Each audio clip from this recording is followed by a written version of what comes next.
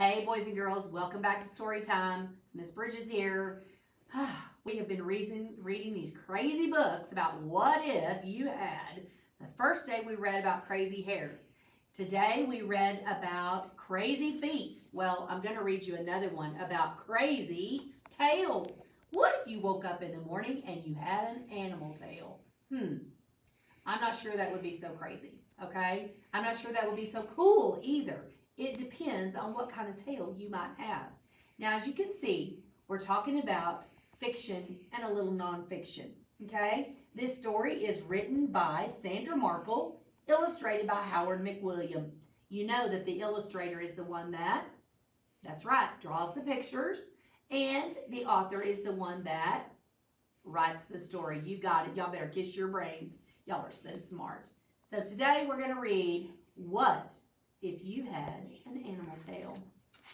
Now these are kind of lengthy books, so I won't be reading the whole thing, but if you would like to go online, you can probably find it online. What if one day when you woke up, threw back the covers, got out of bed, something felt different?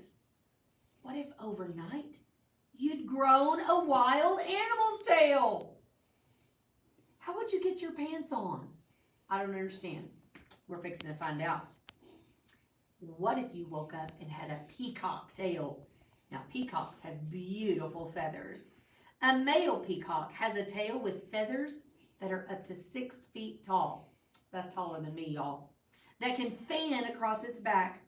The feathers have eye-like spots in beautiful colors like blue, green, and gold. This bird sheds and regrows its tail feathers each year, just in time for mating season.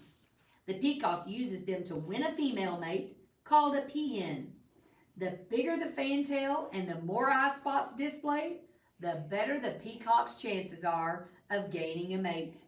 If you had a peacock's tail, fans would always flock to see you. Look at him. Peacocks have the most beautiful feathers. And you can see there's the eyes that they're talking about. They look kind of like eyeballs.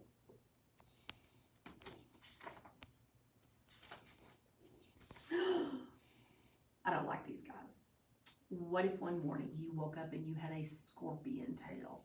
I've been stung by a scorpion, okay? That might be good if you want to sting something you don't like.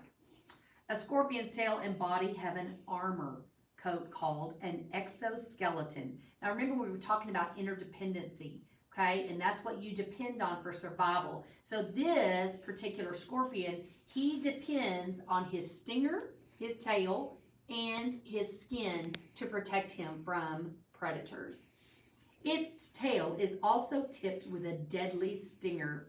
When the scorpion is hunting, it uses its pincers or it flicks its tail to pierce its prey and inject it with liquid venom. I just know it hurts like a big dog. This poison stops the prey from getting away, and when the scorpion is attacked by a bigger predator, such as a snake or a bird, the scorpion can use its painful sting to defend itself. Then the scorpion can escape. If you had a scorpion's tail, you'd never have to wait in line. Look at her. She got to go straight to the line to get her food. Look at all those kids' faces. They look shocked and scared. I stepped on a scorpion one time and it stung me on my ankle, and it hurt bad. What if you woke up one morning with a thresher shark tail? A thresher shark tail isn't just for swimming. It also makes this shark a super hunter. The top half of a thresher shark's tail is extra long. For some adults, this part of their tail can be as long as their body, up to about 20 feet. When it goes hunting, the thresher shark swims at a school of small fish. Then it whips its long tail over its head, striking some of the fish. Smack! Just like that, the stunned fish become dinner. If you had a thresher shark's tail, you'd be a home run hero. You wouldn't even have to use the bat. That's what your tail could be used for. That might be pretty awesome. Oh, I don't like these guys at all. What if you woke up one morning and you had a rattlesnake tail? A rattlesnake has a built-in alarm system at the tip of its tail. When the snake shakes its tail, it makes a noisy rattle that means, leave me alone. As a baby, a rattler just has a button at its tail tip. The rattle forms and grows longer as the rattlesnake gets older. Every time the snake grows and sheds its old skin, just like our caterpillars shed their skin, a new segment is exposed at the base of the tail, adding another part to the rattle. So sometimes they can have up to 8 rattles at the end of their tail. They are very deadly. You do not want to mess with these guys. But if you had a rattlesnake's tail, you'd have the perfect instrument to play in your band.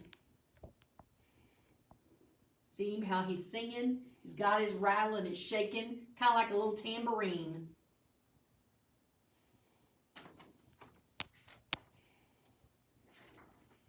Oh, what if you had a tokay gecko tail? A tokay gecko is usually able to hide from predators like birds or snakes. But when it's spotted and a predator grabs the reptile by the tail, the gecko uses its best escape trick, dropping off the end of its tail. The nerves in the tip of the tail make it wiggle, even though it's no longer on the gecko. So his tail will come off. While the predator checks out the piece of lost tail, the gecko makes his getaway. If you had a tokay gecko's tail, no one would stop you from scoring a touchdown. Looky there. You're able to grab it, and it can release, and you can get away. That's pretty cool. I didn't know that. All right, we're going to read one more before we skip to the back. Oh, y'all like this. What if you had a crocodile tail? A crocodile's tail is nearly half its body length and is packed with muscles. It sweeps its powerful tail side to side to propel itself forward through the water while its back feet steer. A crocodile can swim as fast as 18 miles per hour. For a crocodile, speed means catching a fast fish dinner or charging fast enough to be surprised something much bigger, like a baby hippo. If you had a crocodile tail, you could swim your way to Olympic gold. Look at there how far back those other swimmers are, because that tail can help him go just as fast as possible.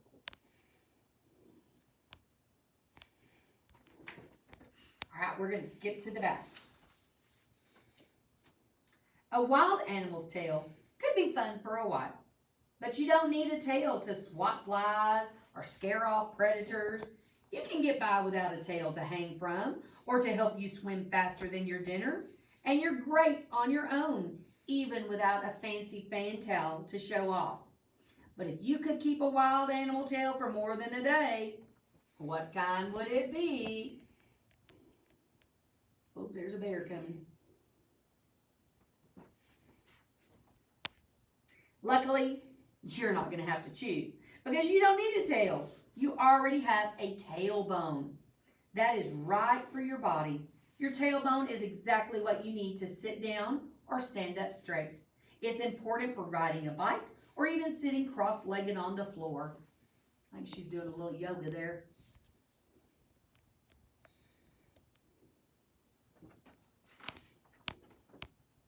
Like any bone in your body, your tailbone can break. Falling backward and landing hard on your rear end can do it.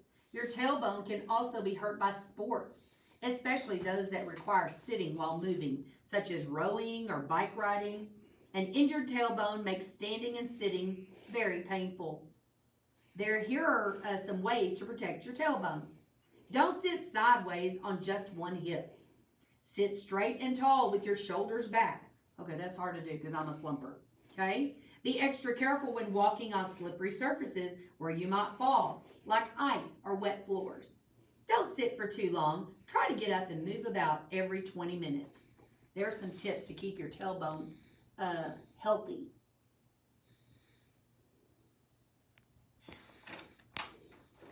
Now, this is just the third kind of what if book. Tomorrow we're going to read another one and you're gonna see some crazy eyeballs, all right?